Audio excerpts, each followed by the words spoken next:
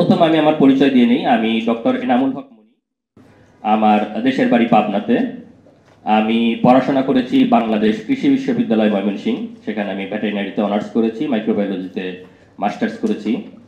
এরপরে 2013 সালে আমি দক্ষিণ কোরিয়া চলে যাই স্কলারশিপ নিয়ে পিএইচডি করার জন্য। ওখানে দক্ষিণ কোরিয়ার কিয়ংপুক ন্যাশনাল ইউনিভার্সিটিতে আমি বায়োমেডিক্যাল সায়েন্সে পিএইচডি করি। তো আমার পিএইচডি যখন শেষ 2018 সালে, আমি থিসিসের ডিফেন্স দেওয়ার পরে double million offer Walton fridge কিনে পেতে পারেন 20 লক্ষ টাকা, রয়েছে কোটি কোটি টাকার নিশ্চিত উপহার। আমার সবসময় স্বপ্ন ছিল আমি দেশে আসবো, দেশে একাডেমিয়াতে ইউনিভার্সিটিতে রিসার্চ নিয়ে কাজ করব। তো সেই স্বপ্ন নিয়ে আমি ডিফেন্স দেওয়ার পরে আমার শেরেবাংলা কৃষি বিশ্ববিদ্যালয়ে একটা ইন্টারভিউ এর জন্য অফার আসে। তো আমি 2018 সালে কোরিয়া থেকে বাংলাদেশে আসি শেরেবাংলা কৃষি বিশ্ববিদ্যালয়ে ভাইবা দেওয়ার জন্য। অক্টোবর মাসে আসি। তো ভাইবা এবং আনুষঙ্গিক শেষ করে ফ্যামিলির সাথে সময় কাটিয়ে আমার ফিরতি ফ্লাইট ছিল 2018 সালের 21 নভেম্বর রাত 1টায়। তো সেই হিসাবে আমি 2018 সালের 21 নভেম্বর আনুমানিক রাত 10টার দিকে এয়ারপোর্টের মধ্যে যখন ঢুকতে যাচ্ছি, তো এয়ারপোর্টের খুব কাছেই ছিলাম, আমি একাই যাচ্ছি, কাউকে আর সাথে নিয়ে নেই। তো যখন আমি ঢুকবো তখন আমাকে খপ করে একজন অজ্ঞাত এরকম হাত ধরছে। এয়ারপোর্টের সামনের যে হাইওয়ে রাস্তা, মানে এয়ারপোর্টে তখনও ঢুকি নাই, এয়ারপোর্টের সামনের যে হাইওয়ে রাস্তা এরকম হাত ধরছে। এনামুল হক মনি, রাত 1টায় কোরিয়াতে ফ্লাইট না? তাই বলছি যে জি, আমি এনামুল হক। আমি ভাবছি কেউ আমার জন্য ওয়েট করছে, কয়েকজন আমার জন্য ওয়েট করছে যে কোরিয়াতে যাচ্ছে, কিছু ডকুমেন্ট দিবে জরুরি প্রয়োজন, তাদেরকে হয়তো। বলার সাথে সাথেই ওখানে মাইক্রোটা সেট করাই ছিল ওদের সাথে কার। তো আমাকে এরকম ধাক্কা দিয়ে ভেতরে ঢুকাই দিচ্ছে সাথে সাথে। আর ভেতরে যে কয়েকজন ছিল সাথে সাথে টান দিয়ে ভেতরে ঢুকাই নিছে। ভেতরে ঢুকাই নিয়ে চোখ বেঁধে ফেলছে, হাত বেঁধে ফেলছে, মোবাইল, মানিব্যাগ, ল্যাপটপ যা যা ছিল সাথে, যেহেতু আমি ফ্লাই করবো, ল্যাপটপ সব কিছুই ছিল, ওগুলো জাস্ট 1 থেকে 2 মিনিটের মধ্যে, মানে কোনো কিছু বুঝে ওঠার আগেই জাস্ট ঢুকাই দিছে, টান দিয়ে ঢুকাই নিছে, মোবাইল, মানিব্যাগ, ল্যাপটপ নিয়ে নিছে, দিয়ে গাড়ি টান। তো তখন থেকেই আতঙ্ক স্বাভাবিকভাবে, আপনারা মনের পরিস্থিতি বুঝতে পারছেন। তো আমি একটু সংক্ষেপে বলছি যেহেতু বাকি ভাইরা বলবে। তো এরপরে আমাকে গাড়ি ড্রাইভ করে নিয়ে গেল, নিয়ে গিয়ে তাদের যে জিজ্ঞাসাবাদের জায়গা, যেহেতু চোখ বাঁধা আমি তো কিছু বুঝতে পারছি না কোথায় নিয়ে যাচ্ছে। তো ওখানে সারা রাত জিজ্ঞাসাবাদ করে আমার মোবাইল, মানিব্যাগ, ল্যাপটপ, ফেসবুক আর ইমেইল, মেসেঞ্জার সব কিছু চেক করতেছে। আর ভয়াবহ, মানে মাঝে মাঝে শারীরিক এবং মানে ইলেকট্রিক শক দেয় বা কি ঘুষি মারে এরকম ইয়ে। তো এরপরে আমাকে সেখান থেকে তাদের যে ঘুমের রুম, চোখ বাঁধা অবস্থায় সেখানে নিয়ে গিয়ে রাখলো। রুমে রাখার পরে আমার চোখ খুঁজে দিল। তো তখন আমি জানি না যে আমি কোথায় আছি, কিন্তু যখন চোখ খুলে দিল, সামনে যেহেতু গার্ডরা আছে, আমি দেখতে পাচ্ছি যে র্যাবের পোশাক পরা অনেকে গার্ড দিচ্ছে। তো তখন বুঝি যে র্যাব, কিন্তু র্যাবের স্পেসিফিক কোন ইউনিট কারা তখন আমি জানি না। এর পরের দিন আমাকে ওই অবস্থায় রাখার পরে আমার স্বাভাবিকভাবে, আমি যেহেতু কোরিয়াতে যাই নাই, আমার ফ্যামিলি মেম্বাররা খোঁজাখুঁজি শুরু করতেছে, আমার বন্ধুরা সবাই খোঁজাখুঁজি শুরু করতে, আমার ওয়াইফের সাথে যোগাযোগ করতেছে, কোনো খোঁজ নাই। পরের দিন তারা আমার মোবাইল থেকে আমার ওয়াইফের নাম্বারে ফোন দেয়, ফোন দিয়ে পরিচয় দেয় যে তারা অপহরণকারী, আমাকে অপহরণ করছে। তো আমাকে যদি দ্রুত ফিরে পেতে চায় তাহলে দ্রুত তাদের মোবাইলে, মানে তারা একটা ওই অনলাইন নাম্বার দেয়, রকেট এবং 1.5 লাখ টাকা পাঠাইতে হবে। তো এইটার কারণ হচ্ছে যে আমাকে যখন জিজ্ঞাসাবাদ করছে, আমি বলছি আমি যে পিএইচডি স্টুডেন্ট, স্কলারশিপ নিয়ে কোরিয়াতে থাকি, খুব বেশি টাকা নাই, এরকম বুঝতে পারছে। এই জন্য কম চাইছে। তো আমাদের ভাইয়ের কাছে আরো অনেক ভাই আছে যাদের কাছে মানে লক্ষ লক্ষ টাকা এরকম গুম এবং ক্রস ফায়ার, র্যাবের বিশেষত মহিউদ্দিন ফারুকের একটা বিজনেস, মানে সরকারি তো বাক্সা। আমার ওয়াইফকে যখন ফোন দিছিল তখন সে একটু রেকর্ড করছিল।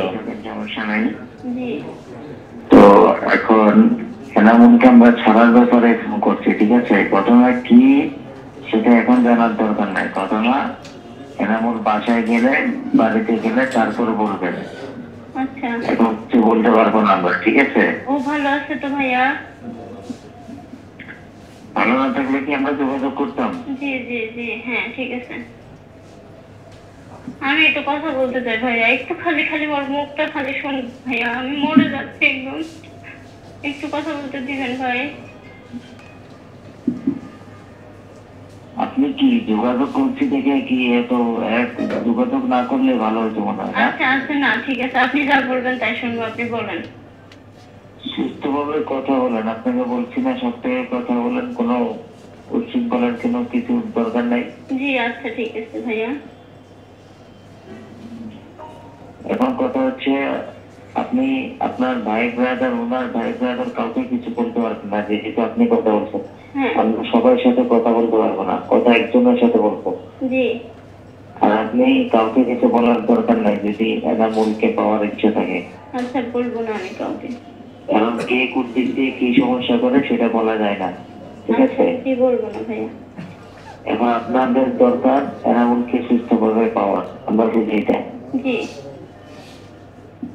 তো সুস্থভাবে পাইতে হলে আপনার যেভাবে বলবো সেভাবে করতে হবে। আচ্ছা বলেন। আমাদের 1.5 লক্ষ টাকা দিতে হবে। 1.5 লক্ষ টাকা কখন দেবো ভাইয়া? এখন দিবেন? এখন? এত রাতে ব্যাংকে তো টাকা হ্যাঁ। ভাইয়া। আচ্ছা আমি টাকার ব্যবস্থা করব। হ্যাঁ আমি আপনার টাকা ব্যাংকে? জি ব্যাংকে। আমি তো কেন কোনো দোকানদার পরিচিত নাই? এই যে মোবাইলের দোকান, মোবাইলের অ্যাকাউন্টের দোকানদার আছে, জি ওইগুলো কেউ পরিচিত নাই? খোঁজ খোঁজ নিলে পরিচিত মানে হয়তো পাবো, কিন্তু আমি তো মেয়ে মানুষ, এটা তো আমার মানে একজনকে হলেও জানাতে হবে না ভাই। না, আপনাকে কেউ যদি বিদেশ থেকে টাকা পয়সা পাঠায় তো কিভাবে তোলে? মোবাইল অ্যাকাউন্টে তোলেন না? বিদেশ থেকে তো পাঠায় না, আমার হাজবেন্ড তো মানে আমি তো প্রাইমারি স্কুলে চাকরি করি, আমার টাকা দিয়ে আমি তুলি, বুঝছেন? টাকা পাঠায়। তারপরে তো এটা এখন তো আর আগের মতো দুনিয়াদারি নাই, ঠিক আছে? জি আমি আমি যেভাবে হোক পাঠিয়ে দেবো ভাই, এখনই আজকেই পাঠিয়ে দেবো ইনশাল্লাহ। আপনি দেখেন, চেষ্টা করেন, যদি পাঠাতে পারেন আমরা রাতের মধ্যে ছেড়ে দিব। আচ্ছা আর যদি আপনার কথা হলো আপনার যত দেরি হবে আমার তত দেরি হবে। না আমরা পাঠিয়ে দেবো ভাই রাতের আর মধ্যে। যদি কাউকে কিছু বলেন, কারোর সাথে পরামর্শ করেন, সবাই কিন্তু পরামর্শ নেগেটিভ দিবে, কেউ কিন্তু না সুস্থভাবে আমি একজনকে জানাই, আমার একটা ভাই আছে, আমি আমার ভাই ইসলামপুরে থাকে, আপনি কথা বলছেন মনে হয় তার সাথে, আমি ওনাকে জানাই, উনি টাকার ব্যবস্থা করে দিবে, ওনার পরিচিত বিকাশের লোক আছে। ইসলামপুরে কে থাকে? আমার বড় বোনের জামাই, আমার বলেন, ওনাকে বলেন না হয়, আমার রবি নাম্বারে ফোন করতে। আচ্ছা অথবা আপনি ওনার সাথে কথা বলে আমাকে ফোন করেন, রবি নাম্বারে করেন, ওর মোবাইল এখন বন্ধ করে দিব।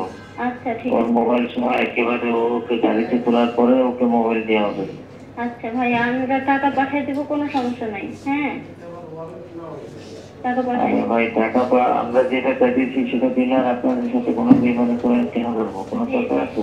জি জি ভাই আমি পাঠিয়ে দেবো, টাকা রাতেই পাঠাবো। ঠিক আছে, রাখেন। আপনি আপনার লোককে বলেন বা আপনি কথা বলেন, ওই রবি নাম্বার ফোন দেন, আপনি আপনার লোকের সাথে কথা বলেন। আচ্ছা আচ্ছা ঠিক আছে। ঠিক আছে, আচ্ছা রাখেন। আল্লাহ।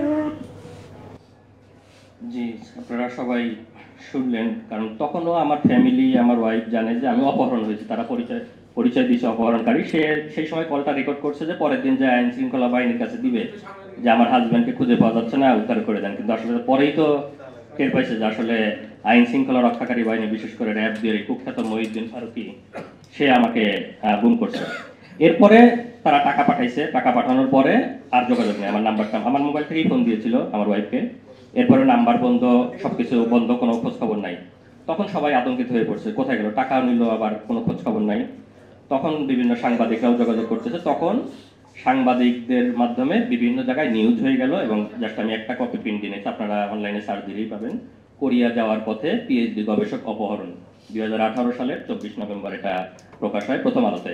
অন্যান্য অনেক মিডিয়া, আপনারা সেই সময় আপনাদেরকে ধন্যবাদ এবং কৃতজ্ঞতা জানাচ্ছি যারা সেই সময় সাহস করে, আমরা জানি সেই নিউজগুলো প্রচার করার মতো সুযোগ ছিল না, তারপরেও আপনারা সাহস করে আমাদের যে নিখোঁজ সেই নিউজগুলো আপনারা প্রচার করেছেন, আপনাদের প্রতি ধন্যবাদ এবং কৃতজ্ঞতা জানাই। তো যখন এই নিউজগুলো আসলো যে আমাকে পাওয়া যাচ্ছে না, অপহরণ, যেহেতু আমি কোরিয়াতে তখন পিএইচডি করি, দেশে ইউনিভার্সিটিতে পড়ছি, আমার সাংবাদিক বন্ধু বান্ধব অনেকেই আছে, তো নিউজগুলো অনেকটা ভাইরাল হয়ে যায়, সবাই শেয়ার করে। তো তখন মহিউদ্দিন ফারুকি এবং তার দল আমাকে গ্রেপ্তার দেখানোর জন্য নাটক সাজায় দ্রুত। তো আমাকে রাত 4টার সময় গুমের রুম থেকে বের করে নিয়ে আসে, আপনি দ্রুত বের হন, আপনাকে নিয়ে অপারেশনে যেতে হবে। তখন তো এমনিতেই প্রতি মুহূর্তে মৃত্যুর আতঙ্কারী রাত 4টার সময় বের করতেছে, আমি তখন পুরোপুরি শিওর যে আমাকে ক্রস ফায়ারে দেওয়ার জন্য, শুধু বলছে আপনি বের হন, আপনাকে নিয়ে অপারেশনে যেতে হবে। তো আমি তাদের কাছে একটু সময় চাই, আমাকে একটু সময় দেন, আমি একটু নামাজটা পড়ে বের হই। জীবনের শেষ, আমার কাছে মনে হচ্ছে যে পুরোপুরি ক্রস ফায়ার তো তারা তাড়াতাড়ি করেন, আপনি তাড়াতাড়ি নামাজ পড়ে বের হন। আমি নামাজ পড়ে আল্লাহর কাছে কান্না করে, মানে একদম জীবনের শেষ মুহূর্তের যত মানে গোনা মাপ চাও আল্লাহর কাছে মাপছে, তারপরে বের হলাম। আমাকে চোখ বেঁধে আবার নিয়ে গেল। তো মোটামুটি 1.5 ঘন্টা গাড়ি চালানোর পরে, গাড়ি কোথায় আমার যেহেতু চোখ বাঁধা বুঝতে পারতেছি না, তো গাড়ি থামানোর পরে আমাকে 3 দিন আগে যেভাবে তুলে নিয়ে গেছিল, আমার ল্যাপটপের ব্যাগ, হ্যান্ড ট্রলি সবকিছু ধরাই দিল, চোখটা খুলে দিল। তখন আমি দেখি বিমানবন্দর স্টেশনের সামনে আমাকে নামাই দিছে, বলে যে তুই যা, তোর যেখানে খুশি যা। তো আমি হাঁটতেছি, আমার চারপাশে ওরাও সবাই ঘিরে ধরে হাঁটছে। আমি তো ওদেরকে অনেক কিছু নিয়ে যেতে 2-3 দিন ওখানে ছিলাম, গার্ড দিছে। তো পরে যাওয়ার পরে আবার আমার সে হাত ধরলো, যে প্রথমে আমাকে এয়ারপোর্টের সামনে থেকে হাত ধরে তুলে নিয়ে গেছো, আবার হাত ধরলো, এই তোরা সরকার বিরোধী লেখালেখি করিস, তোদের নামে গোপন তথ্য আছে, তো তুই আজকে এখানে আসবি, আমাদের কাছে গোপন তথ্য ছিল, সেই তথ্যের ভিত্তিতে আমরা ধরছি আর কি। আর ওরা গিয়ে করছে কি, একটা ট্রেনের টিকিট কেটে আমার ল্যাপটপের ব্যাগের মধ্যে ঢুকাই দিছে, যে আমি এইমাত্র পাবনার ঈশ্বরদী থেকে ট্রেনে করে বিমানবন্দর স্টেশনে নামলাম। যেহেতু আগের দিন নিউজ হয়েছে চাঁদাবাজির, এবং আমার বাড়ি পাবনার ছেলে কোরিয়া থেকে থাকে নিতে হয়ে গেছে, পাবনার ঈশ্বরদী থেকে ট্রেনে করে বিমানবন্দর স্টেশনে আসলাম, এরকম একটা ট্রেনের টিকিট আমার ল্যাপটপের ব্যাগে ঢুকাই দিছে। তো আমাকে হাত ধরে বের করে ওই ট্রেনের টিকিটটা বের করলে আশেপাশের লোকজনকে দেখাচ্ছে, এই যে দেখেন ভাই, আমাদের কাছে গোপন তথ্য ছিল, এরা সরকার বিরোধী, ফ্যাসিবাদ বিরোধী লেখালেখি করে, নির্বাচনকে সামনে রেখে অনেক অপপরিকল্পনা করতেছে। তো আমরা গোপন তথ্যের ভিত্তিতে ধরতে আসি যে পাবনা থেকে ঈশ্বরদী কেবল আসলো, আমাদের কাছে এই যে ট্রেনের টিকিট। তো সেটা নিয়ে আমাকে আবার গাড়িতে করে ইয়েতে নিয়ে গেল, তাদের র্যাবের অফিসে। এবং সেখানে যাওয়ার পরে আমাকে এই প্রথম চোখ খোলা অবস্থায় ওই অফিসারের রুমে নিয়ে গেল। এরপর এর মাঝে যতবারই অফিসারের রুমে নিয়েছে চোখ বাঁধা অবস্থায়, এই প্রথম চোখ খোলা অবস্থায় অফিসারের রুমে নিল। তো আমি এই জন্যই এখন এর নামটা বলি, কারণ এখনো তো আমি চিনি না কে। তো যখন রুমে নিল, রুমে নেওয়ার সময় আমি প্রথমে তার নেম প্লেটটা দেখে গেছি যে কার রুমে। তখন আমি প্রথম দেখি যে এই নেম প্লেটে দেখা এই শুয়োর কুখ্যাত মহিউদ্দিন ফারুকী ভিতরে ঢুকে দেখি সেই মহিউদ্দিন ফারুকী, যে আমাকে প্রথম এয়ারপোর্টে হাত ধরে তুলে নিয়ে গেছে, এবং কিছুক্ষণ আগে যে বিমানবন্দর স্টেশনেও যে আমাকে হাত ধরে গ্রেপ্তার নাটক সাজালো, এই মহিউদ্দিন ফারুকী রুমে তার নেম প্লেটে রাখা Mohiuddin Faruki, company commander, RAB 2। তখন আমি প্রথম বুঝতে পারলাম যে আমি র্যাব 2 আছি, সেটা বসিলা, মোহাম্মদপুর। আর আমাকে যে গুম করছে স্পেসিফিক্যালি প্রথম আমি শনাক্ত করতে পারি এই মহিউদ্দিন ফারুকী। এরপরে আমাকে রুমে ঢোকায় নিয়ে বললো যে তোরা সরকার বিরোধী লেখালেখি করিস, ফ্যাসিবাদ বিরোধী, তোরা আওয়ামী বিরোধী, তোদের নামে ডিজিটাল নিরাপত্তা আইনে মামলা দেওয়া হবে। তখন আমার নামে মিথ্যা বানোয়াট একটা ডিজিটাল নিরাপত্তা আইনে মামলা দিয়ে আমাকে মানে জেলে পাঠাই দেয়। এবং তারা তাদের মতো করে বানোয়াট বিভিন্ন রকম, এরা সরকার বিরোধী, এরা লেখালেখি করতো বিভিন্ন রকম, তাদের মতো করে প্রেস ব্রিফিং করে মহিউদ্দিন ফারুকী আমার নামে। তো এই তারপরে তো ইয়ে থেকে বের হয়ে আসলাম।